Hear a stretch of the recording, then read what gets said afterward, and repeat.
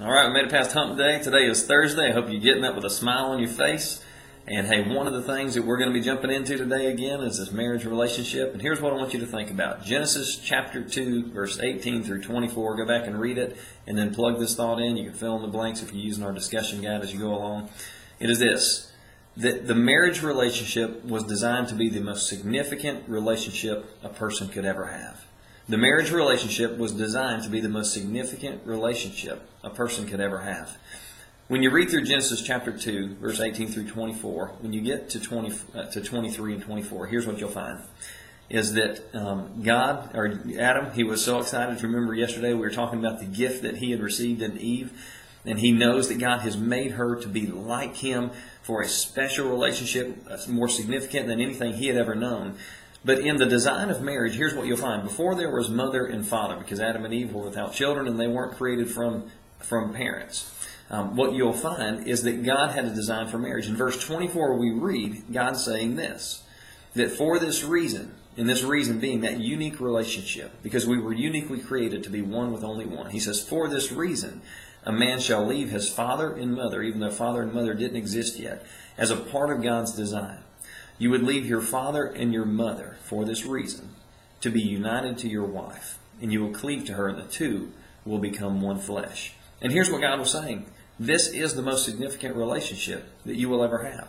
As much as your parents nurtured you and loved you and cared for you, as safe as you felt in their home, the truth is, Adam, I have created you to have a relationship that is more significant than that. He has created us to have relationships that are more significant than the relationships that we share with our mother and father, our brothers and sisters. It is to have more impact in our lives. It is to help us become more like God than any other relationship could.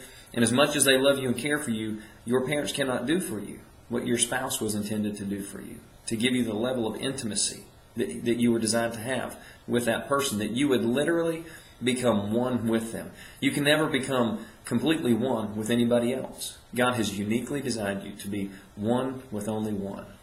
It is the most significant relationship that you will ever share. So here's some real thoughts as you go through it. One, if you're single, what are you doing to prepare yourself for that relationship? How are you protecting your heart? How are you guarding it? How are you living your life in order to become the person that the person you're looking for is looking for? If you think about this, if you're single today and you're following along, if you put in your mind a picture of that person that you want to marry, and hopefully it includes attributes of not only of them being attractive to you and someone you enjoy being around, but also it's a person who loves God, who is pure, saving themselves in their relationship for you. And when you think through of that person that you're looking for, here's a real question. Are you becoming the person that you are looking for is looking for? If that person were looking for the same qualities that you're looking for, would they find them in you? And now for those who are married, I would also challenge you with this thought.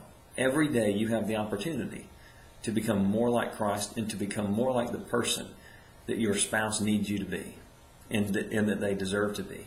And so I want to encourage you with this. If you are already married, it doesn't mean that while the pursuit has ended in terms of you have found your spouse, the pursuit to become everything that you were meant to be and everything that you were to help your spouse be is still on. You are still seeking after him, becoming that person God intended for you to be. You owe it to you. You owe it to your spouse. It is the most significant relationship that you will ever share. Pray about it, and we'll see you tomorrow.